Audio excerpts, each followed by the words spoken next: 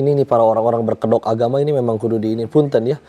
Oh ini nikah sunnah. Misalnya perselingkuhan itu apa karena pria itu boleh menikah lebih dari 3 gitu? Itu jadi cowoknya diem aja gitu. Ya nggak apa-apa gitu kan, gue cowok. Itu juga mesti gitu. dilurusin ya Kak Iwan ya. Ya. Aslinya ayat poligami itu turun Ya. untuk tujuan membatasi. Ya. Karena di zaman itu ya nikah bisa lebih dari ada yang belasan di sini di zaman. Justru itu buat membatasi kok. Iya. Buat ngerem gitu Buat ibaratnya. ngerem. Karena memang ayatnya An-Nisa ayat 3 tulisannya nikahilah 2, 3, 4. Ya. Tapi jika engkau tidak sanggup berlaku adil maka nikahilah 1 saja. Terus jangan lupa ada ayat 129-nya. Ya. Dan sungguh jika engkau ingin berperilaku adil, engkau tidak akan sanggup meskipun engkau pengen. Ya. Ada penegasan. Makanya kadang ya kita bicara sunnah tuh jangan, ini nih para orang-orang berkedok agama ini memang kudu diinin. Punten ya. Oh ini nikah sunnah. Tak dulu bahwa sunnah Nabi itu banyak. Ya. Tahajudnya sampai kakinya bengkak, duhanya kayak gimana. Lu sholat aja bolong-bolong apalagi yang sunnah. Terus giliran nikah pengen nambah terus. Sunnah yang mana yang pengen lu ikutin. Ya. Sedangkan satu ayat ada lanjutannya. Ada lanjutannya gitu ya Ko ya. Satu ayat aja yang pendek aja itu tafsirnya bisa berlembar-lembar. Ya. Terus kita ambil seenaknya sepotong-potongnya. Ya. Aku soalnya sering pernah dengar juga kayak misalnya ada orang menikah. Ya kalau aku sih kalau nikah sih nggak cinta kayak Gun. Ya karena Allah aja gitu. Jadi Iya. menambah istri itu bukannya pakai cinta. Cinta itu boleh loh. Dan kita kan manusia gitu ya. Dan tapi masalahnya kalau kita cintanya nggak karena Allah itu nggak langgeng. Kayak contoh cintanya karena duitnya habis terus udahan gitu. Ya. Cintanya karena jabatannya belum 5 tahun udah ketangkap KPK berarti udahan gitu.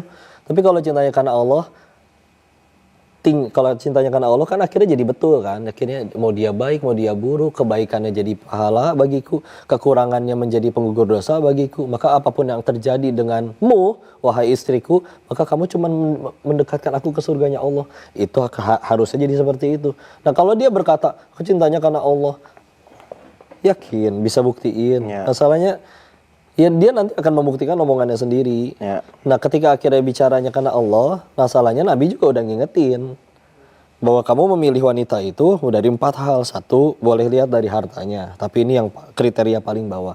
2, dari nasabnya, dia keluarga orang-orang baik-baik gitu ya. Yang ketiga, Kalau orang Jawa tuh bibit babet bobot itu. Ya. yang ketiga adalah kecantikannya itu boleh, karena kan kita bakal tinggal seumur hidup gitu. Ya. Maka boleh kamu memilih yang benar-benar kamu suka gitu. Dan yang terakhir, dan ini yang paling penting kata Nabi, dari agamanya, diniha, agamanya. Dan ini jauh lebih penting daripada yang 3 hal tadi.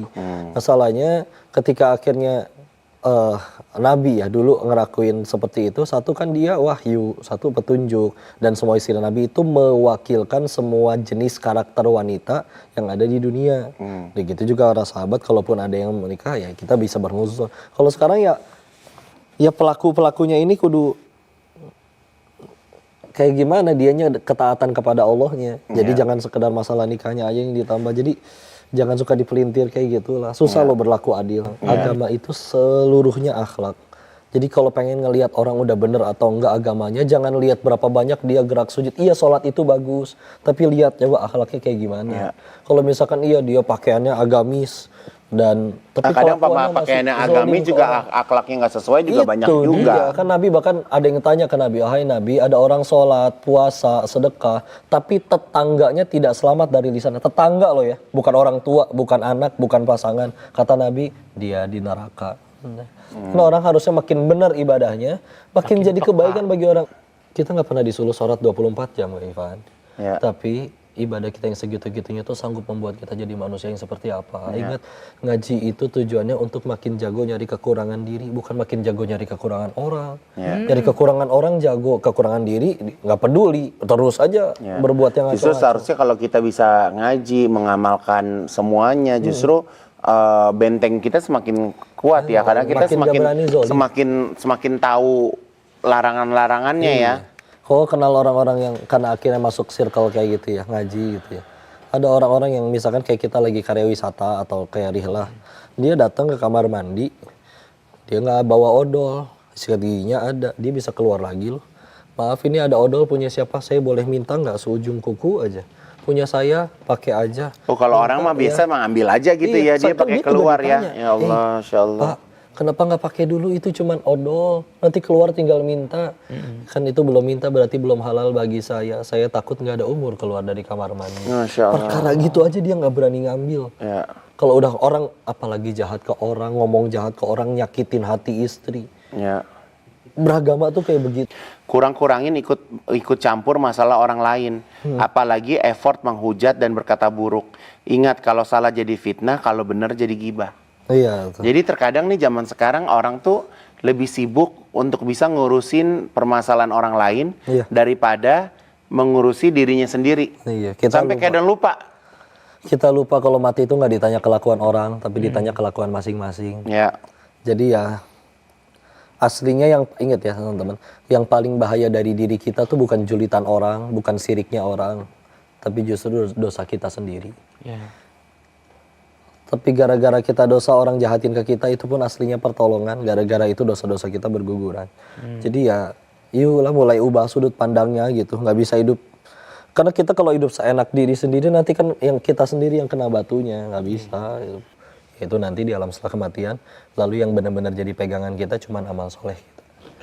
Nanti akan datang menuntut keadilan. Di situ keadilan ditegakkan sebenar-benarnya. Maka nanti akan datang orang.